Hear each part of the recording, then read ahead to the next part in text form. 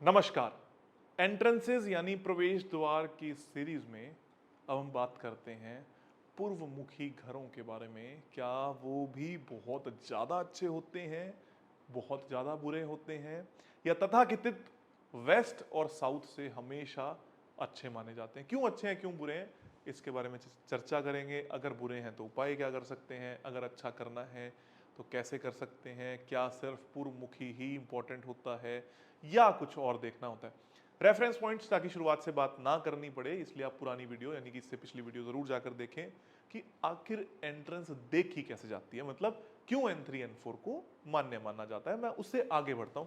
क्या क्या चांसेस हैं आपका घर पूर्वमुखी है तो कौन कौन सी एंट्रेंस आपके घर में हो सकती है। सबसे पहली चीज, अगर इस तरीके से आपका घर है और हमारा जो पूर्व है वो इधर आ रहा है ईस्ट। मैं हमेशा एक बात फिर से दोहरा दूं, टू द स्केल मैप होना मैंडेटरी है। 0 डिग्री जरूरी नहीं है। आपको लगता है ईस्ट इस तरफ है, थोड़ा टेढ़ा या मेढ़ा हो सकता है, वही आपको बताएंगे कि एंग्लो डिवीजन मेथड से, मतलब ड्राफ्ट पेन आपको बताएंगे एंग्लो डिवीजन मेथड की मदद से कि कौन सा प्रवेश द्वार आपके लिए सही है। मतलब सही है, कौन सा प्रवेश द्वार आपके घर में या ऑफिस में है। सही गलत तो आपको अभी पता लग ही जाएगा। सबसे पहली चीज, मैं मानता हूं कि पूर्व इस तरफ आ रहा है तो क्या क्या बनते हैं। लोग ये कहेंगे कि ये वाला जो पोर्शन है ये अगेन नॉर्थ ईस्ट है, इसको भी नॉर्थ ईस्ट कहेंगे, इसको भी नॉर्थ ईस्ट कहेंगे, महान है जनता। उसके बाद में इधर को पूरे को मान लेंगे ईस्ट और इसको कह देंगे अग्नि यानी कि साउथ ईस्ट का प्रवेश द्वार। अगेन पहली बात तो ये हाइपोथेटिकल बात हो गई, क्योंकि नक्शा होना जरूरी है। कौन सा अच्छा प्रवेश द्वार है, हर वीडियो में मैं एक बात बोलता हूं, तीसरा और चौथा पद किसी भी दिशा का। तो अगर ये पूर्व था तो यहां पर अगर आपका गेट आ रहा है वो अच्छा होगा। अब आप कहोगे भाई आप तो फिर नॉर्थ ईस्ट पे आ गए। ये नॉर्थ ईस्ट नहीं है, नॉर्थ ईस्ट पूर्व से बहुत पहले रह जाता है, बहुत पहले आ जाता है। उदाहरण के तौर पर अगर आपका इस तरीके से घर बना हुआ है और एग्जैक्ट सेंटर में ईस्ट है तो आप कम से कम, अगर मान लो ये आपका 100 फीट पे है, आपका माथा है घर का, 50 फीट पे आपका ईस्ट आ रहा है तो 3 और 4 मात्र 10 से 15 फीट का आएगा।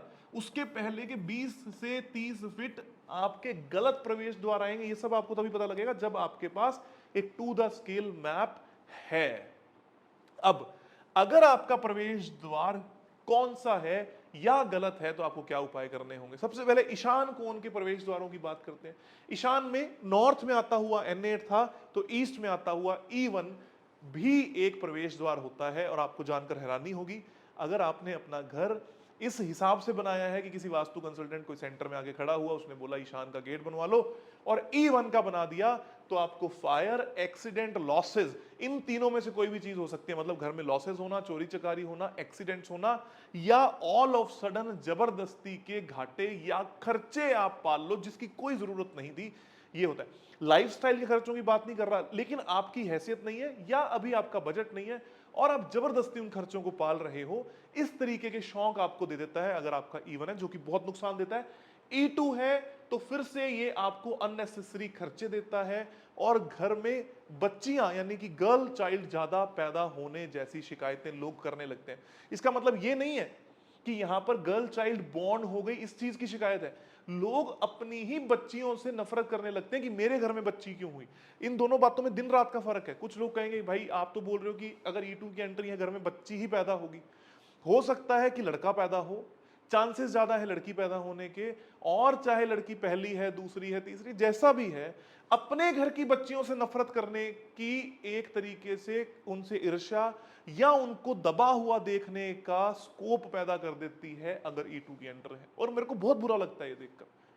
लोग कहेंगे हमारा घर तो ईस्ट फेसिंग था जी, बहुत अच्छा फेसिंग था, हमारे घर में तो प्रसिद्ध कोई वास्तु कंसल्टेंट आए थे, हाथ में 2 स्कैनर लेकर आए थे, हाथ में कंपास लेकर आए थे, इधर उन्होंने प्रवेश द्वार बोल दिया जो E1 E2 का हो गया और घर की बच्चियों को परेशान कर दिया। घर की बच्चियां परेशान होने लगी, खर्चे बढ़ गए, बच्चियां परेशान हो गई, घाटे लगने शुरू हो गए, लॉसेस होने शुरू हो गए, जबरदस्ती के खर्चे पाल लिए।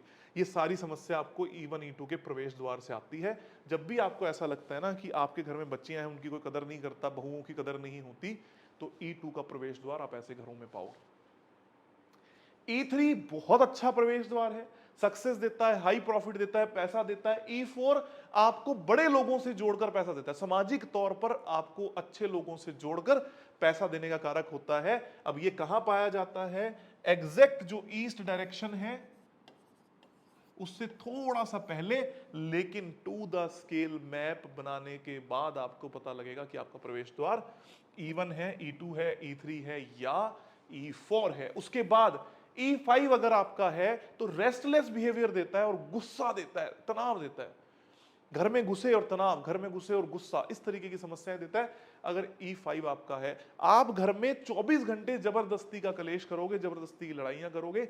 अगर E5 का, फिर क्या कहोगे? हमारा तो पूर्वमुखी घर है जी, सूरज उगता हुआ हम देखते हैं, सूरज जैसे ही सुबह उगता है हमें साफ दिखाई देता है, बड़ी अच्छी रोशनी आती है, हमने वास्तु के अनुसार बनाया है, नॉर्थ ईस्ट को खाली छोड़ा है, ईस्ट का प्रवेश द्वार दिया है।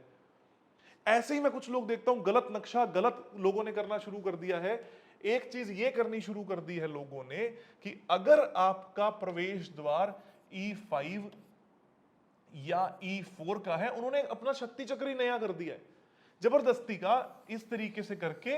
अगर यहां पर नॉर्थ N3 N4 है, उन्होंने इसको घुमाकर आगे और पीछे शिफ्ट कर दिया, विच इज ऑल्सो रोंग। हमेशा नक्शा एक ऑथेंटिक ड्राफ्टमैन से जो जेन्युइन चीजों को फॉलो करता है उसी से बनवाओ, ताकि आपको ये क्लैरिटी रहे कहां पर किस तरीके का नक्शा आपके जीवन में, किस तरीके की चीजें आपके जीवन में देखने को मिल सकती हैं। उसके बाद सबसे इंपॉर्टेंट चीज है, अगर E5 था तो वो अच्छा नहीं था पूर्व में होने के बाद, E6 है तो आपको झूठ बोलने की आदत देता है, इनसेंसिटिव बिहेवियर दे देता है और आप जबरदस्ती के झूठ बोलने लगते हो। जबरदस्ती से आप ऐसा बिहेव करने लगते हो कि आप तो भोले हो, आपको कुछ पता ही नहीं था, ये तो जबरदस्ती हो गया था, या भूलने की आदत देने लगता है। और ऐसे ऐसे झूठ जो आपको लगेगा कि सच है, इस तरीके के हेलुसिनेशन देता है E6 का। अगेन ईस्ट फेसिंग है अगर, क्या अच्छा हुआ। E7 है तो फॉल्स कमिटमेंट देता है, लोग आपसे झूठ बोलते हैं, आप भी लोगों से झूठ बोलते हो, इसलिए ये सर्कल चलता रहता है और समाज में आपका रुतबा बन जाता है कि आपके ऊपर विश्वास नहीं किया जा सकता। कुछ भी बड़ा बड़ा बोल दिया और कोई फायदा नहीं हुआ। E8 अगेन फाइनेंशियल लॉसेस देता है, एक्सीडेंट्स देता है और गरीबी देता है। अब आपके सामने है कि आपका प्रवेश द्वार ईस्ट का है और आपको समस्या क्यों आ रही है, क्योंकि आपके मानने से घर वास्तु ऑस्पिशियस नहीं हुआ, आपका घर वास्तु ऑस्पिशियस नहीं है। अगर इनमें से कोई प्रवेश द्वार 3 और 4 छोड़कर आपके घर में है तो आपको अनेकानेक समस्याएं जरूर आती रहेंगी। इसका उपाय क्या करना है? गेट पर, जो आपका मेन गेट होता है उसकी चौखट पर हरे रंग की टेप, ग्रीन कलर की टेप लगा देनी है। इसका उपाय आपको बड़े आराम से हो जाएगा। टेप कहां से बाय करनी है, कहीं से भी कर सकते हैं और लिंक भी आपको डिस्क्रिप्शन में मिल जाएगा, वहां से भी आप टेप्स ले सकते हैं। बाकी कोई भी टेप करेगी, जरूरी नहीं है कि जो टेप हम दे रहे हैं वही काम करेगी। कोई भी ग्रीन कलर की टेप बड़े आराम से इनके नकारात्मक प्रभावों को सॉल्व कर देगी और आपके जीवन में सकारात्मक प्रभाव लेकर आएगी। कम से कम जो नकारात्मक आपके जीवन में हो रहा है वो होना बंद हो जाएगा। Get to the scale map, mark the centre, check the entrance and then treat it. अगर आप ये करते हो तो आपको अच्छे परिणाम मिलेंगे और साथ में आपको ये पता भी लगेगा कि आपके जीवन में क्या गलत है, क्या सही। आप सभी का बहुत बहुत धन्यवाद, आभार, खूब सारा प्यार।